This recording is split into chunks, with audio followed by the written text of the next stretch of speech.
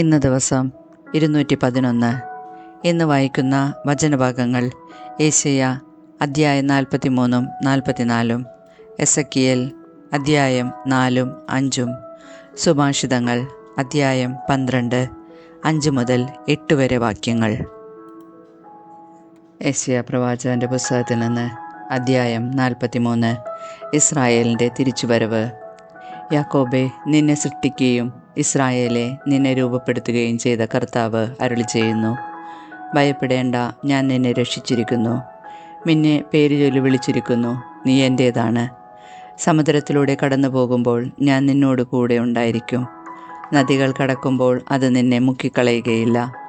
അഗ്നിയിലൂടെ നടന്നാലും നിനക്ക് പൊള്ളലേൽക്കുകയില്ല. ജ്വാല നിന്നെ ദഹിപ്പിക്കുകയുമില്ല. ഞാൻ നിന്റെ ദൈവമായ കർത്താവും രക്ഷകനും ഇസ്രായേലിൻ്റെ പരിശുദ്ധനുമാണ്. നിന്റെ മോചനദ്രവ്യമായ ഈജിപ്തും നിനക്ക് പകരമായി എത്യോപ്യയും സേബായും ഞാൻ കൊടുത്തു.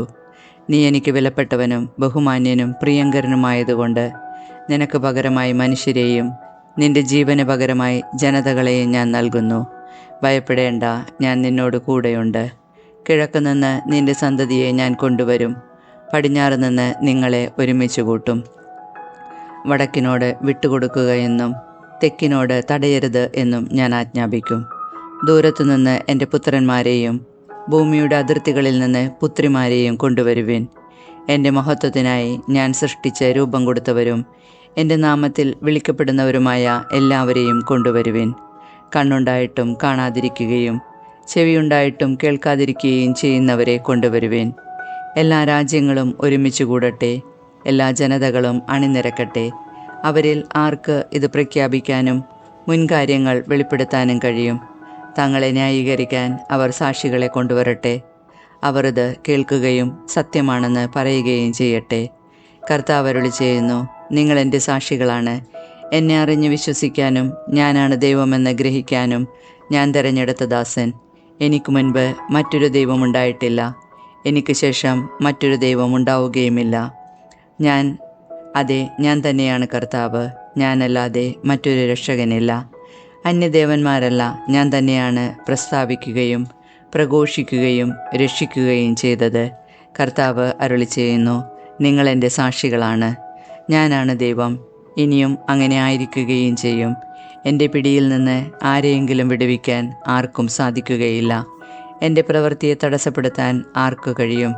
നിങ്ങളുടെ രക്ഷകനും ഇസ്രായേലിൻ്റെ പരിശുദ്ധനുമായ കർത്താവ് അരുളിച്ചെയ്യുന്നു: നിങ്ങൾക്ക് വേണ്ടി ഞാൻ ബാബിലോണിലേക്ക് ആളയക്കുകയും എല്ലാ പ്രതിബന്ധങ്ങളും തകർക്കുകയും ചെയ്യും. കൽദായരുടെ വിജയാട്ടഹാസം വിലാപമായി തീരും. ഇസ്രായേലിൻ്റെ സൃഷ്ടാവും നിങ്ങളുടെ രാജാവും പരിശുദ്ധനുമായ കർത്താവാണ് ഞാൻ. സമുദ്രത്തിൽ വഴിവെട്ടുന്നവനും പെരുവെള്ളത്തിൽ പാതയൊരുക്കുന്നവനും രഥം, കുതിര, സൈന്യം, പടയാളികൾ എന്നിവ കൊണ്ടുവരുന്നവനുമായ കർത്താവ് അരുളിച്ചെയ്യുന്നു: എഴുന്നേൽക്കാനാവാതെ ഇതാ അവർ കിടക്കുന്നു. അവർ പടുതിരി പോലെ അണഞ്ഞുപോകും. കഴിഞ്ഞ കാര്യങ്ങൾ നിങ്ങൾ ഓർക്കുകയോ പരിഗണിക്കുകയോ വേണ്ട. ഇതാ, ഞാൻ പുതിയ ഒരു കാര്യം ചെയ്യുന്നു. അത് മുളയെടുക്കുന്നത് നിങ്ങൾ അറിയുന്നില്ലേ? ഞാൻ വിജനദേശത്ത് ഒരു പാതയും മരുഭൂമിയിൽ നദികളുമുണ്ടാക്കും. വന്യമൃഗങ്ങളും കുറുനരികളും ഒട്ടകപ്പക്ഷികളും എന്നെ ബഹുമാനിക്കും. എന്നെ സ്തുതിച്ച് പ്രകീർത്തിക്കാൻ ഞാൻ സൃഷ്ടിച്ച് തിരഞ്ഞെടുത്ത ജനത്തിന് ദാഹജലം നൽകാൻ മരുഭൂമിയിൽ ജലവും വിജനദേശത്ത് നദികളും ഞാൻ ഒഴുക്കി. നന്ദികെട്ട ജനം! എന്നിട്ടും യാക്കോബേ, നീ എന്നെ വിളിച്ചപേക്ഷിച്ചില്ല. ഇസ്രായേലെ, നീ എൻ്റെ നേരെ മടുപ്പ് കാണിച്ചു. നിങ്ങൾ ആടുകളെ ദഹനബലിക്കായി എൻ്റെ സന്നിധിയിൽ കൊണ്ടുവരികയോ ബലികളാൽ എന്നെ ബഹുമാനിക്കുകയോ ചെയ്തില്ല. കാഴ്ചകൾക്ക് വേണ്ടി ഞാൻ നിങ്ങളെ ഭാരപ്പെടുത്തുകയോ ധൂപാർച്ചനയ്ക്ക് വേണ്ടി ബദ്ധപ്പെടുത്തുകയോ ചെയ്തില്ല. നീ പണം മുടക്കി എനിക്കായി കരിമ്പ് വാങ്ങിയില്ല. ബലിമൃഗങ്ങളുടെ മേധസ്സുകൊണ്ട് എന്നെ തൃപ്തനാക്കിയില്ല. മറിച്ച് പാപങ്ങളാൽ നിങ്ങൾ എന്നെ ഭാരപ്പെടുത്തുകയും അകൃത്യങ്ങളാൽ എന്നെ മടുപ്പിക്കുകയും ചെയ്തു. എന്നെ പ്രതി നിന്റെ തെറ്റുകൾ തുടച്ചു മാറ്റുന്ന ദൈവം ഞാൻ തന്നെ. നിന്റെ പാപങ്ങൾ ഞാൻ ഓർക്കുകയില്ല. നീ എന്നെ ഓർമ്മിപ്പിക്കുക, നമുക്ക് ന്യായം പരിശോധിക്കാം. നിന്നെ നീതീകരിക്കുന്ന നിന്റെ ന്യായങ്ങൾ ഉന്നയിക്കുക. നിന്റെ ആദ്യ പിതാവ് പാപം ചെയ്തു.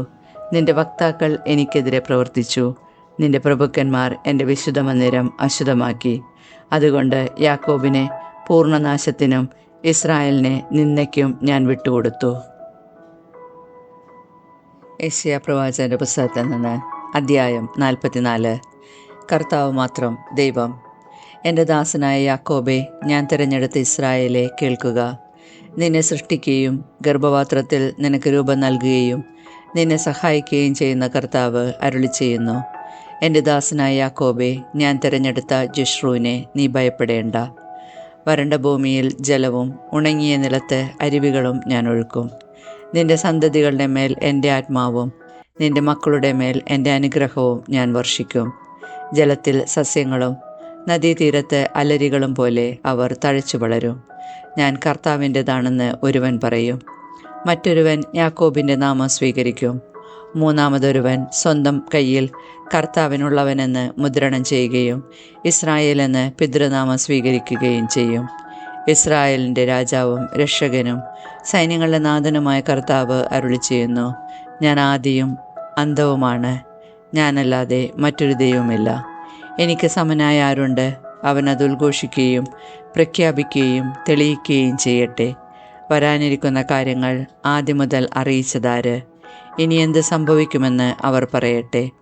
ഭയപ്പെടേണ്ട, ധൈര്യം അവലംബിക്കുക. ഞാൻ പണ്ടേ പറയുകയും പ്രഖ്യാപിക്കുകയും ചെയ്തിട്ടില്ലേ? നിങ്ങൾ എൻ്റെ സാക്ഷികളാണ്. ഞാനല്ലാതെ മറ്റൊരു ദൈവമുണ്ടോ? മറ്റൊരു ഉന്നതശില എൻ്റെ അറിവിലില്ല. വിഗ്രഹം നിർമ്മിക്കുന്നവർ ഒന്നുമല്ല. അവർ സന്തോഷം പ്രദർശിപ്പിക്കുന്ന വസ്തുക്കൾ നിഷ്പ്രയോജനമാണ്. അവരുടെ സാക്ഷികൾ കാണുന്നില്ല, അറിയുന്നുമില്ല. അതുകൊണ്ട് അവർ ലജ്ജിതരാകും. ഒന്നിനും ഉപകരിക്കാത്ത ദേവനെ മെനയുകയോ വിഗ്രഹം വാർക്കുകയോ ചെയ്യുന്നതാരാണ്? അവർ ലജ്ജിതരാകും. വിഗ്രഹ നിർമ്മാതാക്കൾ മനുഷ്യർ മാത്രം. അവർ ഒരുമിച്ച് അണിനിരക്കട്ടെ. അവർ ഭയപ്പെടുകയും ലജ്ജിക്കുകയും ചെയ്യും. ഇരുമ്പ് പണിക്കാരൻ തീക്കനലിൽ പഠിപ്പിച്ച് ചുറ്റിയെ കടിച്ച് അതിന് രൂപം കൊടുക്കുന്നു. അങ്ങനെ തൻ്റെ കരബലം കൊണ്ട് അത് നിർമ്മിക്കുന്നു. എന്നാൽ വിശപ്പ് കൊണ്ട് അവൻ്റെ ശക്തി ക്ഷയിക്കുന്നു. ജലപാനം നടത്താതെ അവൻ തളരുകയും ചെയ്യുന്നു. തച്ചൻ തോതു പിടിച്ച് നാരായം കൊണ്ട് അടയാളമിടുന്നു. അവൻ തടി ചെത്തിമിനുക്കി മട്ടം വച്ച് വരച്ച് ഭവനത്തിൽ പ്രതിഷ്ഠിക്കാൻ യോഗ്യമായ സുന്ദരമായ ആൾരൂപമുണ്ടാക്കുന്നു. അവൻ ദേവദാരു വെട്ടുന്നു, അല്ലെങ്കിൽ കരുവേലകവും സരളമരവും തിരഞ്ഞെടുത്ത് വൃക്ഷങ്ങൾക്കിടയിൽ വളരാൻ അനുവദിക്കുന്നു. അവൻ ദേവദാരു നടുകയും മഴ അതിന് പുഷ്ടി നൽകുകയും ചെയ്യുന്നു. പിന്നെ അത് വിറകിനെടുക്കും. ഒരു ഭാഗം കത്തിച്ച് തീ കായുന്നതിനും ആഹാരം പാകം ചെയ്യുന്നതിനും ഉപയോഗിക്കുന്നു. വേറൊരു ഭാഗമെടുത്ത് ദേവനെ ഉണ്ടാക്കി ആരാധിക്കുകയും വിഗ്രഹം കൊത്തിയെടുത്ത് അതിൻ്റെ മുൻപിൽ പ്രണമിക്കുകയും ചെയ്യുന്നു. തടിയുടെ ഒരു ഭാഗം കത്തിച്ച് അതിൽ മാംസം ചുട്ടുതിന്ന് തൃപ്തനാകുന്നു. തീ കാഞ്ഞുകൊണ്ട് അവൻ പറയുന്നു, കൊള്ളാം, നല്ല ചൂട്, ജ്വാലകൾ കാണേണ്ടത് തന്നെ. ശേഷിച്ച ഭാഗം കൊണ്ട് അവൻ ദേവനെ വിഗ്രഹത്തെ ഉണ്ടാക്കി അതിനെ പ്രണമിച്ച് ആരാധിക്കുന്നു. എന്നെ രക്ഷിക്കണമേ, അവിടുന്നാണല്ലോ എൻ്റെ ദൈവമെന്ന് അവൻ അതിനോട് പ്രാർത്ഥിക്കുന്നു. അവർ അറിയുന്നില്ല, ഗ്രഹിക്കുന്നില്ല. കാണാൻ കഴിയാത്ത വിധം അവരുടെ കണ്ണുകളും ഗ്രഹിക്കാനാകാത്ത വിധം മനസ്സും അടച്ചിരിക്കുന്നു. തടിയുടെ പകുതി ഞാൻ കത്തിച്ചു, അതിൽ അപ്പം ചുടുകയും മാംസം വേവിക്കുകയും അത് ചെയ്ത് ഭക്ഷിച്ച് ശിഷ്ടഭാഗം കൊണ്ട് ഞാൻ മ്ലേച്ഛ വിഗ്രഹം ഉണ്ടാക്കുകയോ തടിക്കഷ്ണത്തിന് മുൻപിൽ പ്രണമിക്കുകയോ ചിന്തിക്കാനോ മനസ്സിലാക്കാനോ ആരും വിവേകം കാണിക്കുന്നില്ല. അവർ വെണ്ണീർ ഭുജിക്കുന്നു. അവൻ്റെ വഞ്ചിക്കപ്പെട്ട ഹൃദയം അവനെ വഴിതെറ്റിക്കുന്നു. തന്നെ സ്വതന്ത്രനാക്കാനോ തൻ്റെ വലത് കൈയിൽ കാപട്യമല്ലേ കുടികൊള്ളുന്നതെന്ന് ചിന്തിക്കാനോ അവന് കഴിയുന്നില്ല. യാക്കോബേ, നീ ഇവ ഓർമ്മിക്കുക. ഇസ്രായേലെ ഓർമ്മിക്കുക, നീ എൻ്റെ ദാസനാണ്. ഞാൻ നിന്നെ സൃഷ്ടിച്ചു, നീ എൻ്റെ ദാസൻ തന്നെ. ഇസ്രായേലെ, ഞാൻ നിന്നെ വിസ്മരിക്കുകയില്ല. കാർമേഘം പോലെ നിൻ്റെ തിന്മകളെയും മൂടൽ മഞ്ഞ് പോലെ നിൻ്റെ പാപങ്ങളെയും ഞാൻ തുടച്ചു നീക്കി. എന്നിലേക്ക് തിരിച്ചു വരിക. ഞാൻ നിന്നെ രക്ഷിച്ചിരിക്കുന്നു. ആകാശങ്ങളെ സ്തുതി പാടുക, കർത്താവ് ഇത് ചെയ്തിരിക്കുന്നു. ഭൂമിയുടെ ആഴങ്ങളെ ആർപ്പു വിളിക്കുക. പർവ്വതങ്ങളെ, വനമേ, വന്യവൃക്ഷങ്ങളെ ആർത്തു പാടുക. കർത്താവ് യാക്കോബിനെ രക്ഷിച്ചിരിക്കുന്നു. ഇസ്രായേൽ അവിടുത്തെ മഹത്വം പ്രകീർത്തിക്കപ്പെടും. ഗർഭത്തിൽ നിനക്ക് രൂപം നൽകിയ നിന്റെ രക്ഷകനായ കർത്താവ് അരുളി ചെയ്യുന്നു, എല്ലാ സൃഷ്ടിക്കുകയും ആകാശത്തെ വിരിക്കുകയും ഭൂമിയെ വ്യാപിപ്പിക്കുകയും ചെയ്ത കർത്താവ് ഞാനാണ്. ആരുണ്ടായിരുന്നു അപ്പോൾ എന്നോടൊന്നിച്ച്? വ്യാജപ്രവാചകന്മാരുടെ ശകുനങ്ങളെ അവിടെ നിവർത്തമാക്കുകയും പ്രശ്നം വയ്ക്കുന്നവരെ വിഡ്ഢികളാക്കുകയും ചെയ്യുന്നു. വിജ്ഞാനികളുടെ വാക്ക് അവിടുന്ന് വിപരീതമാക്കുകയും അവരുടെ ജ്ഞാനത്തെ ഭോഷത്വമാക്കുകയും ചെയ്യുന്നു. അവിടുന്ന് തൻ്റെ ദാസരുടെ വാക്കുകൾ ഉറപ്പിക്കുകയും ദൂതരുടെ ഉപദേശങ്ങൾ നിർവർത്തിക്കുകയും ചെയ്യുന്നു. ജെറുസലേമിനോട് അവൾ അധിവസിക്കപ്പെടുമെന്നും യൂദാ നഗരങ്ങളോട് അവർ പുനർനിർമ്മിക്കപ്പെടുമെന്നും നാശത്തിൽ നിന്ന് അവരെ താൻ പുനരുദ്ധരിക്കുമെന്നും അവിടുന്ന് അരുളിച്ചെയ്യുന്നു. ഉണങ്ങിപ്പോവുക, നിന്റെ നദികളെ ഞാൻ വറ്റിക്കുമെന്ന് അവിടുന്ന് ആഴത്തോട് കൽപ്പിക്കുന്നു. സൈറസിനെ പറ്റി ഞാൻ നിയോഗിച്ച ഇടയനാണ് അവൻ എൻ്റെ ഉദ്ദേശം സഫലമാക്കുമെന്നും ജെറുസലേമിനെക്കുറിച്ച് അവൾ പുനർനിർമ്മിക്കപ്പെടുമെന്നും ദേവാലയത്തെക്കുറിച്ച് നിന്റെ അടിസ്ഥാനം ഉറപ്പിക്കുമെന്നും അവിടുന്ന് അരുളിച്ചെയ്യുന്നു. എസെക്കിയേൽ പ്രവാചകന്റെ പുസ്തകത്തിൽ നിന്ന് അധ്യായം 4.